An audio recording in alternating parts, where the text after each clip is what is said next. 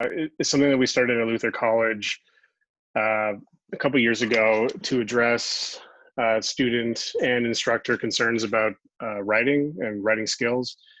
And so we were just finding that a lot of students were leaving university without the necessary writing skills to succeed in grad school and perhaps in their jobs. And then students coming into university were also lacking some of those skills as well, and students were asking for more and more help. So what we're trying to do is, instead of having your classic drop-in center, writing center support, we're setting up a situation where teachers are working with me to get more writing assignments and instruction in their classes in a way that's not too overwhelming for students and instructors. And then we're trying to find out ways to help students along the way as well. So what I'm going to talk about is kind of some tips on academic writing, and in doing so, try to sort of, I guess, demystify some of the ideas surrounding academic writing and what you're going to be expected to do in your first year of university, but also like as you move all the way through. So a lot of times students are frustrated, and not just students, but like writers in general are frustrated by some of the marks that they're getting on competing assignments. They're also a little bit concerned about what Gary and Kent would call conflicting advice from different instructors. So one of the things that we always end up when we're offering writing support to students, I used to work over at the Student Success Center in the Writing Center, was that students had no real idea about what their instructors were asking. And what I mean by that is, in somebody's English class versus somebody's history class versus somebody's business class, there was all these like conflicting advice that was going on. And so what we're trying to do is get students to think less about those minor details and think more about thinking about essay writing about as a process of organizing ideas, making points, and supporting them regardless of the discipline that you're in. So the more that I run Writing Across the Disciplines program, and the more that we study about what makes good writing, a lot of these fundamentals are the same. It's just that in each class, you're going to have a different situation, maybe a different rubric for like where the emphasis is put on each of these categories. But essentially what you're doing is writing an essay, which is like a debate where you establish the correct answer. So you can think about most, if not all, academic writing as argumentative writing, where you make an argument and prove that it's valuable or true. And sometimes people have a little bit of an issue with the idea about an argument, because it seems like it's hostile or that it involves some sort of like conflict. And it's really more like a debate situation where people are throwing ideas back and forth, and you're trying to think about, what is my reader going to be thinking at this moment? What are the people who might object to my side of the argument going to bring up as support for their side of the argument? And then using that information to prove that your side is valuable and true. Now, I know that seems like an odd thing given some of our like political discourse, and there's a lot of talk about fake news in the media and kind of the debatability of fact. And so there seems to be this this sort of hostility on internet comment sections and all that kind of thing. And so a lot of times that's not people engaging in some sort of like a proper debate, a proper discussion. It's really more about just kind of throwing out one side and not kind of considering what the other side. You can have a back and forth, and you can think about this valuable and true part of a statement, not just simply, here's what I think, but explaining why are you right, why is it valuable that you are right. You can really do a lot more in your essays to convince your reader that you're correct. So for example, your profs are never they don't have to like wholeheartedly agree with everything that you're saying in the paper. You're not just giving them exactly what you think they want to hear, but you're presenting your side in a thoughtful way, and you're supporting it with evidence and explaining reasons for why they should take your side. And sometimes students coming in are a little bit overwhelmed by that idea because they've been in a situation where they're often kind of writing for the test, or they are summarizing more than they're doing some analysis. So I'm going to talk a little bit about how you can think about that mindset of being a critical writer instead of just simply like regurgitating certain information. So you need something to say. You need to think about how speaking with conviction or writing with conviction leads to success. Something about your topic that interests or confuses you is really a good way to get in there. Oftentimes students will come in with the assignment sheet and they'll ask me like, which of these is the easiest topic to write on? Which is the easiest assignment? And this will be, for example, in my English 100 class. And I haven't sat there as an instructor and basically decided, number 1 and 2 are easy and the numbers 4 and 5 are like really difficult, and trying to trick my students into picking the more difficult topic. That's really not what it's about. It's really about like, what do you want to bring to this discussion? And a lot of times what we do is we think like, that's the easy one. That's the one I know the most about, so I'm going to write on that. But it ends up in a situation sometimes where you end up writing, or at least finding it difficult to write something that's meaningful. And so if you have a situation where you're writing about something that confuses you or challenges you, sorry if you hear my cat yelling. He's just really obsessed with making noise when there's recording to be done. So something that confuses you or challenges you, where you have to do a little bit more reading, you have to dig a little bit deeper, that can sometimes make for better writing, because you're actually thinking about your ideas, you're thinking about the other side, and you're trying to come up with something unique and important. So your reader's going to be looking for a reason your argument is important. Constantly be thinking about these 2 questions, which is that your reader is constantly asking, so what? So like, why does this matter? And then who cares? And so what and who cares can seem a little bit almost like rude or intimidating, depending on your relationship with like marking and your teachers and from high school, for example. Maybe sometimes you don't get a lot of feedback and you've gotten good marks. At university, you're going to get more feedback, more comments, and more kind of challenges to like what you're writing about it. And that can be really helpful. And so when you think about those so what, who cares questions, you're thinking about like, what changes if I'm right about this? Or what happens if I'm wrong about this?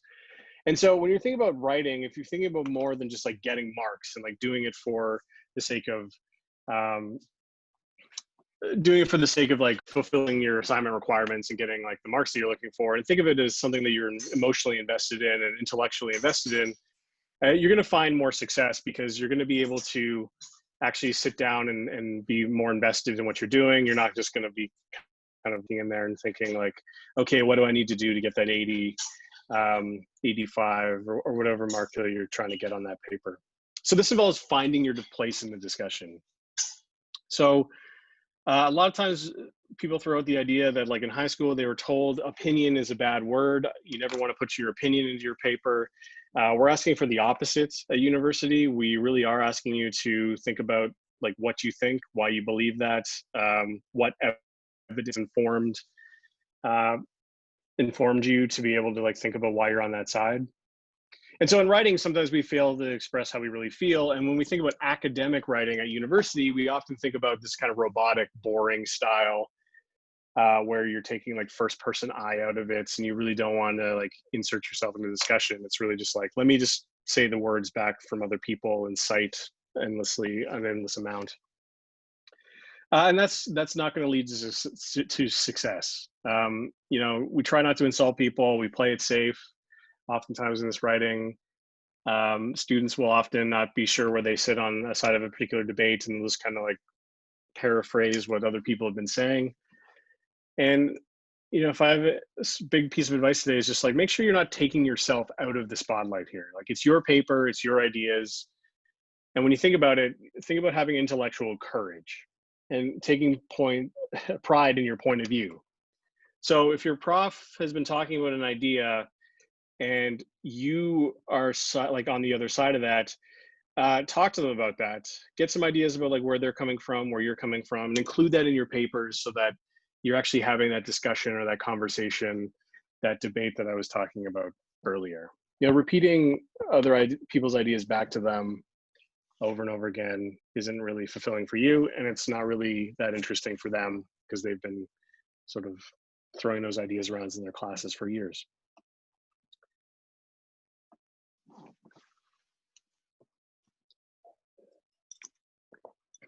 So, as I just said, keep yourself in there. Make sure you don't lose sight of who you are, what your ideas are, what you're arguing. Um, but also remember that you can't do it on your own. Like writing doesn't happen in a vacuum, and thinking doesn't happen in a vacuum either. So it's not just kind of like a means of just stream of consciousness where you just say everything that comes to mind and you write it down. Think about it as a genuine response to other people. So it's not just listing observations. It's not just a list of facts. I always tell my students that, for example, like research paper writing is not just a fact-finding mission. You're not just out there gathering all of these details and like smushing them together. You need to be able to like use those details and like put yourself in there and having a significant viewpoint about those ideas. And so that's why writing at university takes longer than it may have in high school. I had the same situation as some of you will have, where marks in writing assignments came easily in high school, and then you'll get to university, and in some cases they might still come easily as well. But the more work that you can put in and the more reading you can do, the more prep you can do, the more writing you can do, the better you're going to be able to actually treat this like a conversation and think about kind of making some preemptive moves and thinking, what is my opposition going to think? For example, if I'm on one side of the debate, what is the other person going to bring to this conversation that I need to convince them is not quite as convincing as my side? So what we're trying to do then is, and it's admittedly a difficult process. So you're going to be in these 13-week classes where we are asking you to become a little bit of an expert on a very specific topic, or you're going to be asked to become an expert on a larger field and sort of fake your way through it a little bit to be able to say like, I have this like complex and informed idea. And so that is overwhelming in a sense that where you're like, I need to write this research paper about this topic that I may be just learning about for the first time. And so what you do is you think about the opinions of other people and let those inform where you stand relative to other people. So this adds a complexity and it adds an informed element and legitimacy to your argument if you can say, based on the ideas of these other people and considering this evidence, here's what I believe. And so when you're thinking about this and you're reading articles, you're reading books, and you're listening to class discussions with the people around you, even if you believe those people are wrong or that there's some kind of flaw in their arguments, it's worth hearing them out and learning from these differing ideologies. And this is the thing that I was saying before, that a lot of times people online aren't interested in that. And so at university, we're trying to get you to kind of think about that and think like, where are these people coming from? What is the evidence that they're using to back up, and like what is opinion, what is belief, and maybe like what is for example like a prejudice. And so don't disregard those other perspectives. They can actually teach you quite a bit. And so what we're asking you to do, and what can lead to your success in your academic writing, is to think about this as a 3-step process instead of a 1-step process where you're jumping to number 3, which is the respond. So you're going to spend the majority of your time when you're writing an essay, for example, doing the listening stage or the reading stage, where you're trying to figure out who are the players in this discussion.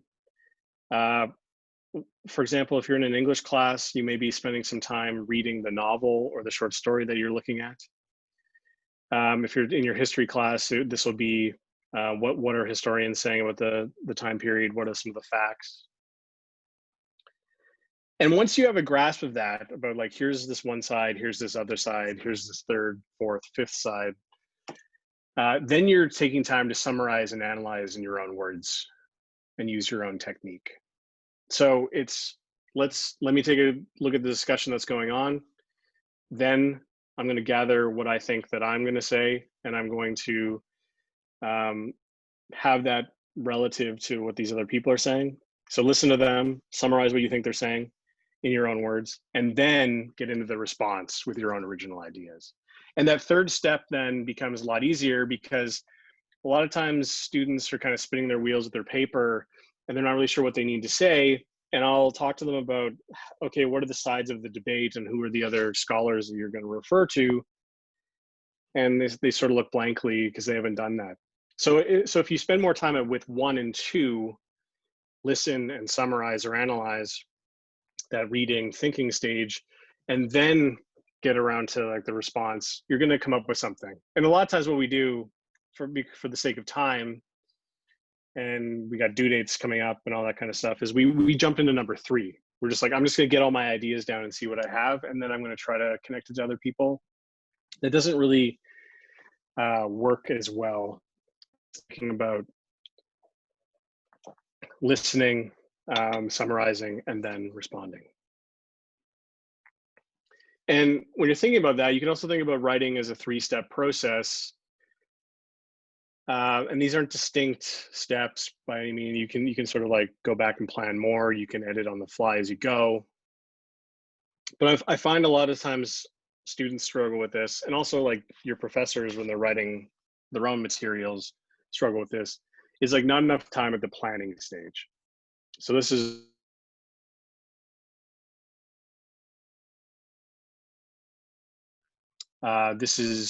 making a list of all the sources you need to find from the library, or digging through those PDFs you've downloaded, thinking about the textbook and the course material. So step 1, planning. Step two, drafting, which is the actual writing. Please don't forget that a draft is really just a work in progress. It's just a draft until the final version is handed in. And you should be, and your profs are going to ask for this, doing multiple drafts. And so some classes you're going to be asked to hand in drafts of papers for feedback before you hand it in for marks. Other times you're going to be doing some peer editing, where you're going to be reading the material of your classmates and they're going to read yours, and you're going to be providing each other some feedback and comments. And the more you can do, again, number 1, planning helps you write a better draft. And 2, but also as you're drafting, don't think about this as like some sort of failure. And so there are resources on campus that you should be thinking about, like the Student Success Center Writing Service, the English department has a writing center, Campion College has its own writing center, First Nations University has help in writing through their library, and even La Cité, if you're a French-speaking student, they have tutoring help as well in terms of writing in French. These are all ways where you can get like people to take a look at your papers and give you feedback, but also use those services, but also talk to your professors, like send them drafts if they'll allow that, and they should. But don't feel bad about it. I mean, I'll have a student send like 150, 200-word email about their 50-word introduction, apologizing the whole time for how bad it is. And you don't really have to do that, because it's a work in progress. And so everybody's draft is flawed. It's the nature of the draft. And so really kind of think about looking at your schedule and thinking like, okay, the due date for this paper is October 14th, but put something in your calendar that says like, maybe I'm going to have a draft of that done early October, or a week before. I'm going to have a draft done on October 7th so that I can make this time to show it to my prof, ask for help from one of the writing centers, and then revise that and have a better final product. And that leads us to like number 3, which is the editing, which can happen on the fly. But I often tell students not to like obsess over making sure that everything on the first page or the first paragraph is perfect before you move on to the rest.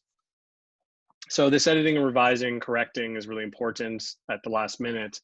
but also as you go. So getting rid of things like repetition, reducing wordiness. Often we'll ask students to, if you can say something in 2 words instead of 5, that's good. If you can say something in 5 words instead of 10, that's excellent as well.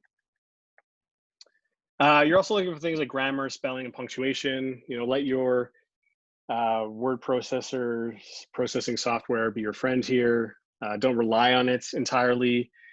Students always ask about things like Grammarly. Are they useful? And I think for the most part, if they are, use those kind of softwares. But also when you're thinking about your grammar quizzes and stuff that might be in your English 100 class, for example, try to take those lessons that you're learning to heart and try to apply them to your own drafts. And you can also think about revising stage or the editing stage as one where you're looking to sustain one argument, check citations and style, that sort of thing.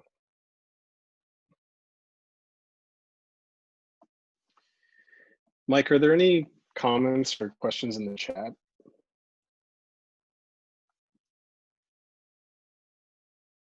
Or I guess if anyone has any questions, you want to type them in the chat.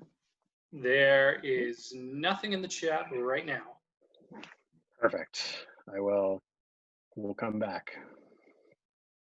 Okay, so I think to this point you can see I'm really a big proponent of doing that kind of prep, doing your planning, making sure you're doing the reading of the other materials so you know where you stand relative to these other people.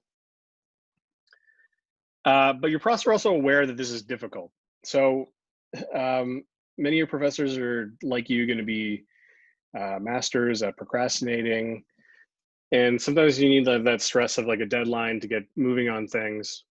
And so the more you can sort of train yourself to get something done a few days earlier than you expect, you might normally, the better off you're going to be. And you also think about academic writing and writing in general as something that's practice and not, it's not magic. And in a lot of cases, students come into, for example, when I used to work over at the Student Success Center and we had a drop-in writing center, students would bring in their papers and feel like a sense of shame about them. They'd sort of like clutch them to their chest and be like, I guess I'll show you the paper.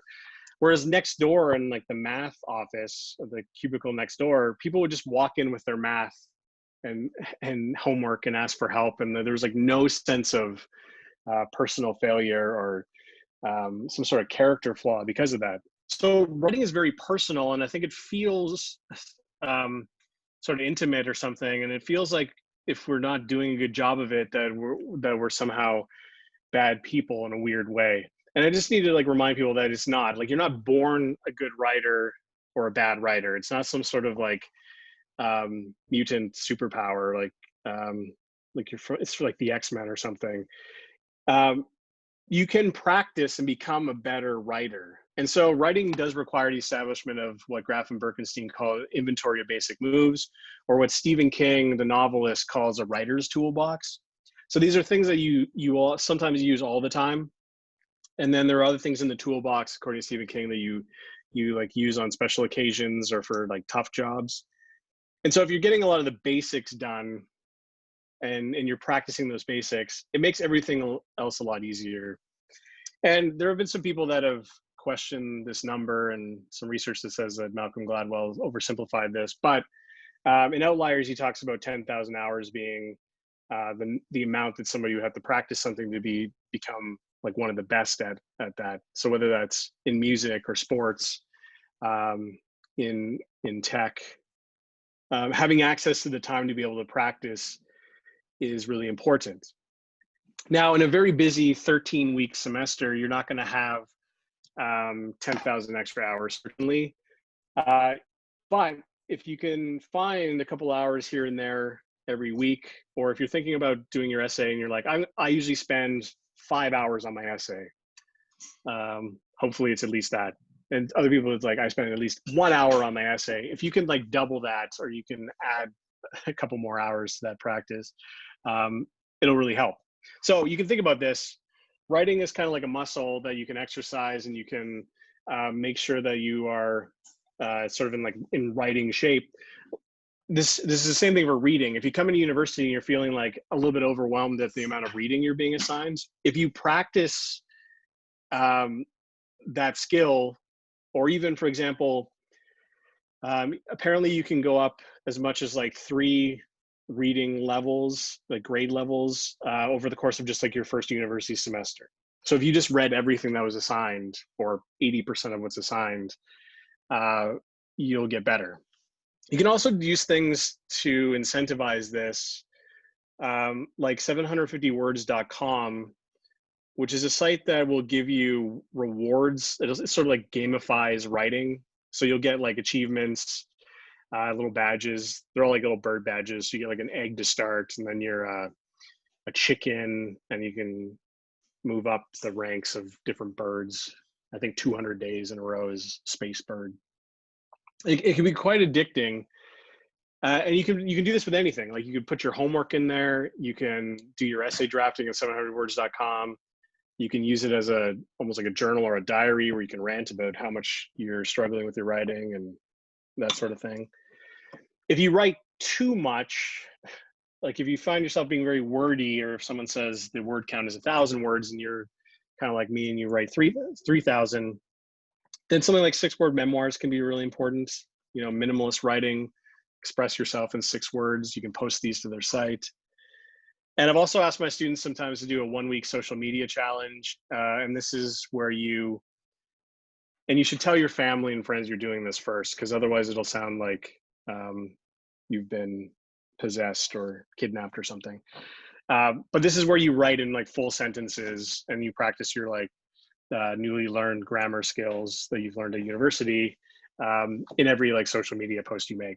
And so it's just the process of like exercising this, and writing is difficult, but the more we do it, the easier it becomes.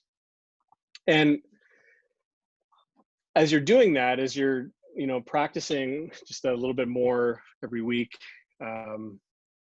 we're also asking you to think about becoming a better writer by being a critical reader. And we're seeing like the direct connection between writing skills and reading skills.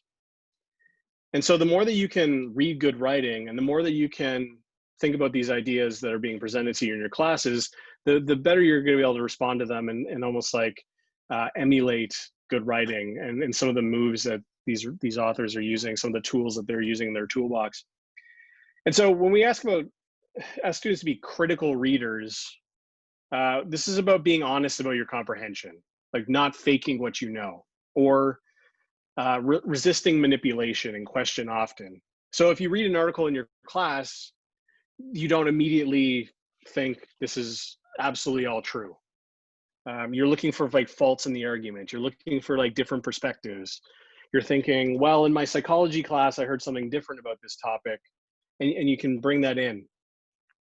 Asking questions of yourself, of others, looking up answers to things you don't know. One easy one to become a better writer is to look up words that you're not familiar with.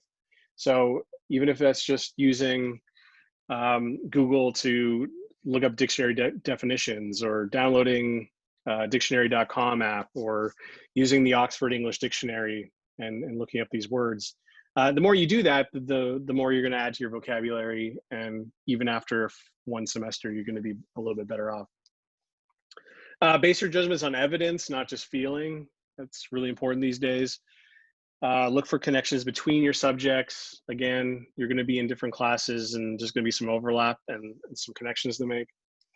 And like I was talking about earlier, be intellectually independent. Have your own thoughts, have your own beliefs, have your own opinions, and have your own way of expressing those. Because the key parts of what we're looking for in university level writing is that you're showing off your critical thinking skills, which involves knowledge transformation rather than listing or memorizing. This is very important. We don't just need you to tell us what the author said. Like, we don't need you to summarize what they're saying. We need you to take that information combine that with some of the other things you've been thinking about and learning in the class, and then transform that into something um, that's interesting and important and has some sort of substance. And so part of that is understanding how long it takes um, to do reading. And it takes longer than you think. Linda Briskin at York University did a study that proved that students underestimate the time it takes to read assigned readings and do research. For Briskin, and I think she's right, reading at university should be the most time-consuming aspect of academic life. I was teaching a class a couple years ago, and one of the characters in the novel liked poetry, and the other character in the novel really liked like book adaptations of his favorite video games. And I asked students, like, what does it say about somebody who likes poetry versus these video game adaptations? And a student said, poetry is the worst because it involves reading and thinking. And I had like a quiet sort of moment of reflection and was a little bit saddened by this. But just please remember, at university, those are the things you're doing. The reading and thinking are like, that's really why you're here. And so when you think about this, you can do more reading, you can do more thinking, but by actually thinking about how long it takes. So what Briskin did was, she and her team, they basically said, like, how long do you think it would take you to read this 20-page article or this this novel or this textbook chapter? And when asked, students often think they should be able to read 1 page per minute. I wish this was something that I could do and retain the information, but it does take longer than that. And if you're a slower reader, that doesn't mean that that's a bad thing. If you're a really fast reader, that's not really even an advantage sometimes. But just kind of know that it's 4 to 6 minutes is a more accurate estimate. So when you're thinking about that 20-page article or that 10-page article or whatever it is, instead of thinking like, this is going to take me 10 or 20 minutes, you can really help yourself out by scheduling time to be like, this article is going to take me an hour. And so you can test yourself. It's not like a race to the finish. You're not trying to set a new personal best. But just do that at the beginning of the semester. In this sociology class, it takes me this long to read chapters, so that you know how to plan your semester, and so that you're actually reading, thinking, and then getting into your writing. And so one of the other things I really stress to students is that university level writing, something that sets it apart perhaps from like your high school expectations, is that the topic that you're writing on needs to be very specific. So if you look at this chart, and you can sort of see it moves from the general topic at the top of the slide to the more specific topic at the bottom. If you're in a nursing class, for example, the general topic is health, very general. But the more that you can kind of think about what you want to write your paper on and what specific idea in the class you want to relate it to, the better the paper becomes and the easier it is for you to make an argument that is relevant and important. So starting off with just writing a paper on, for example, medical technology, there are thousands of different directions you could go with in that type of paper. So what kind of tech? Robots. You do a little bit of looking, and you say there's actually quite a few different types of robots used in medical care. So pick a type of robot. Socially assistive robots in medical care. Who are those robots? Like, what are those robots being used to do, or who are they helping? SARs in older adult patients. Older adult patients have a lot of different concerns health-wise. So older adults with dementia. Again, older adults with dementia, different kind of ideas that you can toss around. Issues with companionship. And then eventually you're writing a paper that's about these socially assistive robots, older adults with dementia, and ideas of companionship and dependence. And if you can look at the bottom of the screen and say, okay, I'm going to do my research and do my writing on this topic, That allows you to then insert yourself into the discussion a lot easier and actually focus yourself on doing some reading than it does if you're just saying like, I'm going to write about robots in medical care. This is the same thing in your English class, your history class. If you're just going to talk about, for example, in a history class, a colleague of mine over at Luther is teaching a history of medicine class in the fall, and narrowing it down from just ideas about, for example, like pandemics, gives you like way too many things to be able to talk about in like a 5 to 10 page paper. Whereas talking about something that's specific to like a certain time, a certain place is really kind of helpful. This is another example of that. You might be in a world geography, like a geography class that's about geography of the third world. And if you try to make the essay you're going to write really specific and go from like, geography of the third world in general to road networks and infrastructure and their impacts on malnutrition in Ghana, that's going to allow you then to like start there, see what research is done, and then move up the chart here to more general if you find that you're not finding anything. And so in everything you're doing with your planning, it's always about like, how can you be more specific? Can you talk about a specific character in the book instead of like the whole book? Can you talk about a certain chapter, a certain image? For history, a certain time period. If you're taking business classes, for example, this would be about like focusing on a certain company instead of like an entire industry. And so right back to kind of where we started, developing an argument. So taking what it might just be a summary of a bunch of ideas, a fact-finding mission where you just gather stuff, and actually having an argument. Arguments take many forms in academic writing, but central to that is thesis statement. And in different classes, you're going to hear people say like different things about writing, and this is prof to prof even. So whether someone calls it a research question, a thesis statement, a hypothesis, they're all kind of related in the way that they pose a problem that's going to be explored. Perhaps they ask a question. But really, thesis statements, when you're being asked to provide that argument, are debatable points you're going to prove through writing. And thesis statements have two parts, and this is the really crucial part to taking good writing and making it great. Good writing would just have half of this. Thesis statement has two parts. The claim is the first part. That's the debatable point you're going to prove is correct or worth proving. So that's like the side you're taking. That's the point you're making. And oftentimes what we do when we write is we try to figure that out as we go. If you've done more planning and you've done more reading and you've done brainstorming, and you can have a reason to attach to that main claim, it's going to be way easier to convince your reader that you're right. And it's going to be way easier for you to stay on track with supporting that one main argument that you're trying to make. In any class you take, having one main claim and one main reason that you're using to create a thesis statement is better than listing 7 or 8 reasons why you're right. And I promise if you and this is not easy to do because it's here's what I think and here's why I'm right. So this is why the claim is true or why it matters if it is, or sometimes both.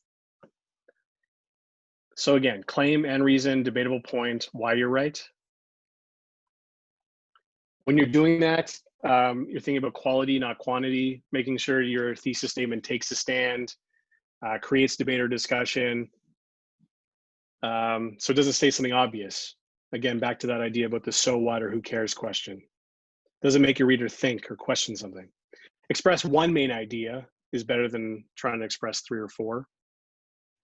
That's one thing you're going to get away from at university is in high school, you're often taught 5-paragraph essays that go in like 3 different directions.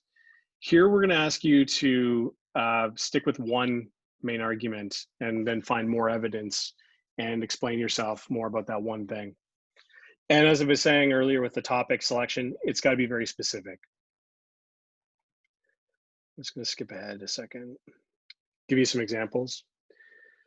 So we think about that robot example I was talking about earlier, writing a paper about socially assistive robots. The claims are here in blue and the reasons are here in green.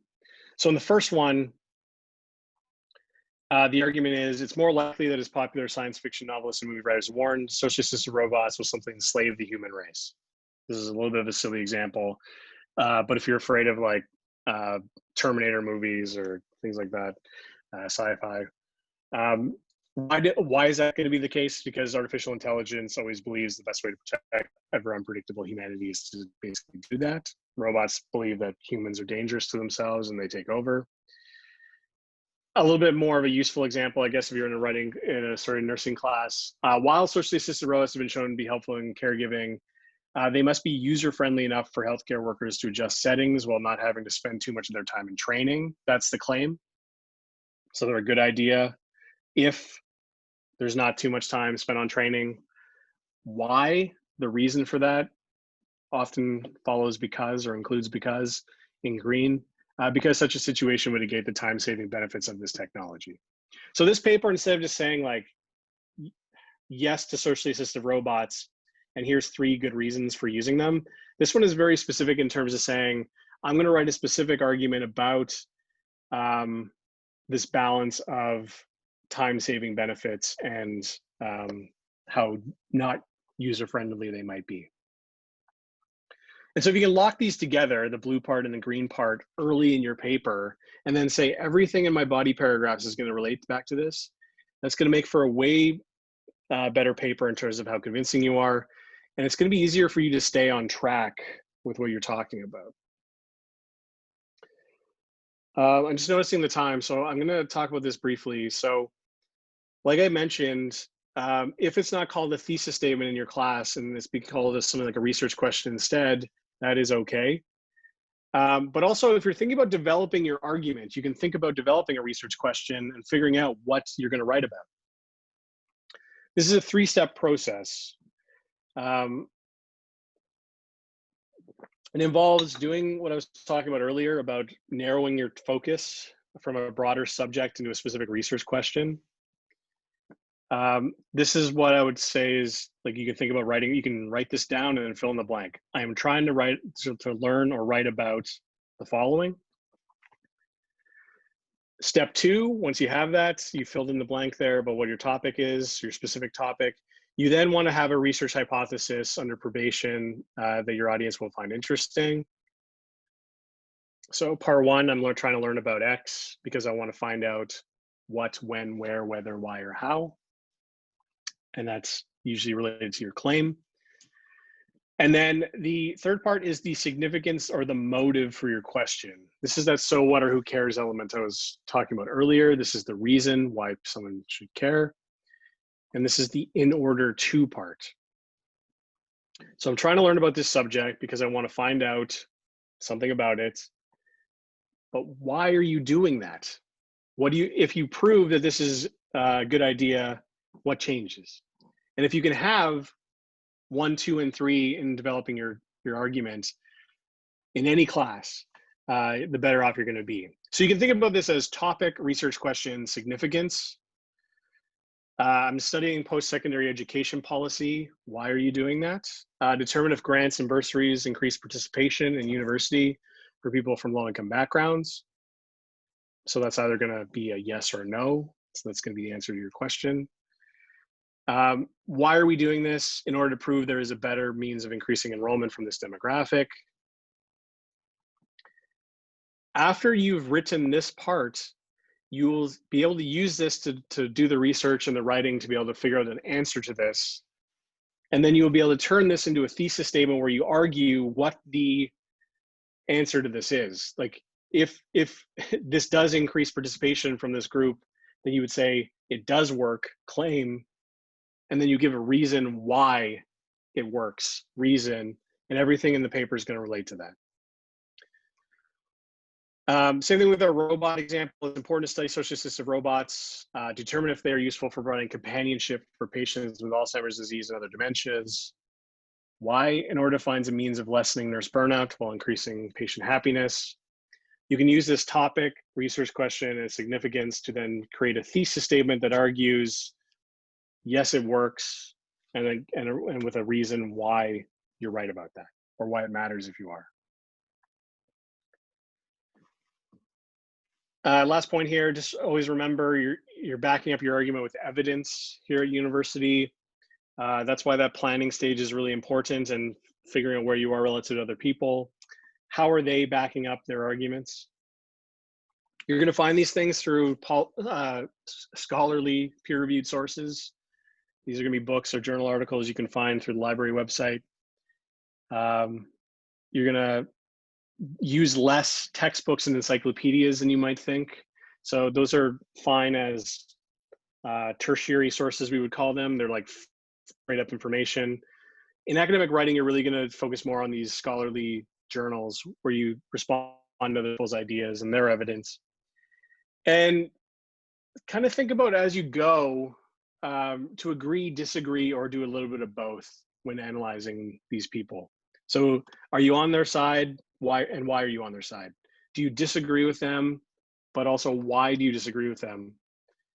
And in most cases, it's going to be a little bit of both. We're going to be like, this person is right in some aspects, not right in others. And that can be useful discussion as well. And really, when you're thinking about this is that part that I was talking about before about the, you can't do it on your own.